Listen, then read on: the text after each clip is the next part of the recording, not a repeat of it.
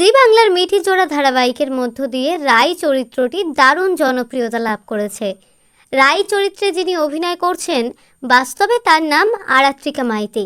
এবার আরাত্রিকা দুর্দান্ত একটি সুখবর দিলেন। রাই অর্থাৎ আরাত্রিকা একটি বাড়ি কিনলেন। বাড়িটি কিনলেন একেবারেই তার নিজের উপার্জনে। সবে মাত্র কেনা তার নতুন বাড়িতে কয়েকদিন হলো তারা গৃহপ্রবেশ করেছেন। সেই গৃহপ্রবেশের ছবি আরাত্রিকা নিজে তার সোশ্যাল মিডিয়ায় পোস্ট করেছেন। মা বাবা সবাই তার সাথে আছেন। সোশ্যাল মিডিয়ায় ছবি দিয়ে ক্যাপশনে অভিনেত্রী লেখেন, নিজে হাতে গড়া মোর আপনার বাসা। ছবিতে তাকে সুন্দর একটি লাল শাড়িতে দেখা যায়। তিনি একদম মন দিয়ে পুজো করছেন।